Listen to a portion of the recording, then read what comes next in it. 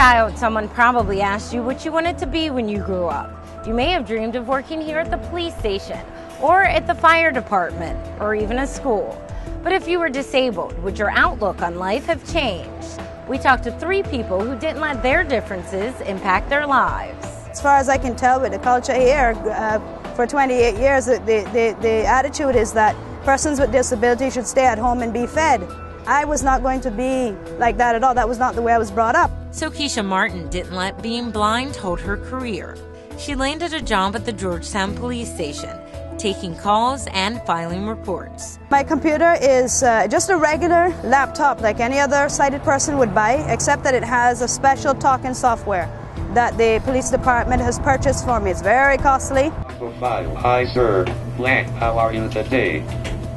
I went away for 16 months thanks to the Ministry of Education for funding that. That was a very expensive cause, but a very good cause. The disability that I have is my inability to see.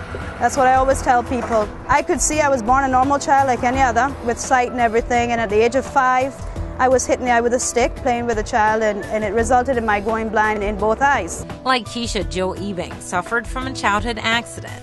But even without the use of his entire arm, he lives an abundant life. He spends his free time playing pool, beating most patrons at the country and western bar. And when he doesn't hold a pool stick, he spins records. His love of music made a name for himself as a DJ. I start just thinking, with friends playing ball and thing, and I start thinking, really getting worried, thinking, well, what can I do in life? I really need something what I'm good at. I always play music like a young boy. So I said, my friend had a little bar. He didn't have no one to play the music. So I went there and I said, well, I can play the music for you and see what's up. A lot of people look at one another. As they look at you, don't hold on hands. They think that you are disabled, you can't do nothing.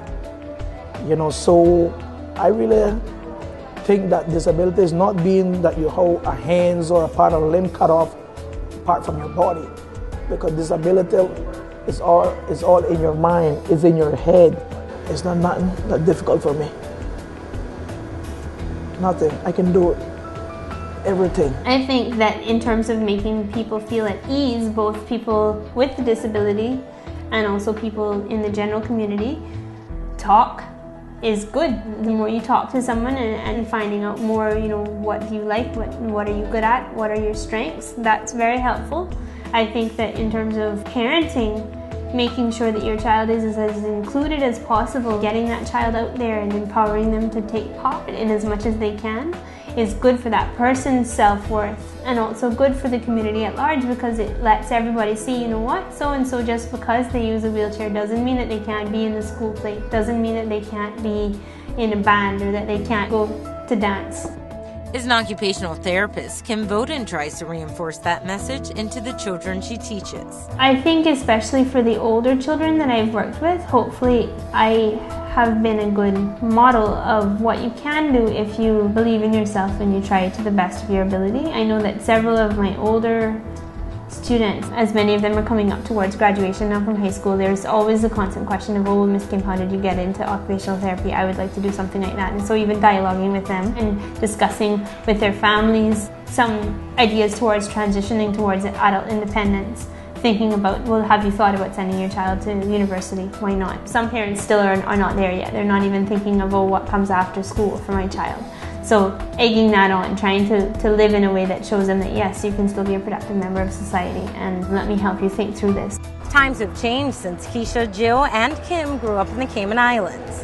Now more opportunities are available for persons with disabilities, but there is still a long way to go to ensure equality. For instance, Keisha was forced to return her seeing eye dog to the United States. Many places on island banned her from bringing the dog into their businesses. That's exactly why the Ministry of Education is fighting for their rights. To read more about the legislation, just log on to the ministry's website, www.brighterfutures.ky. The week is all about, of course, persons with disabilities, looking at some individuals' life stories, the struggles in which they face, the successes that they have achieved, the family interaction and public interaction with persons with disabilities. We have a series of daybreak segments. Some of them will cover education issues, some of them health issues. We will also have committee members on the radio stations. The overall aim is to change negative attitudes towards persons with disabilities.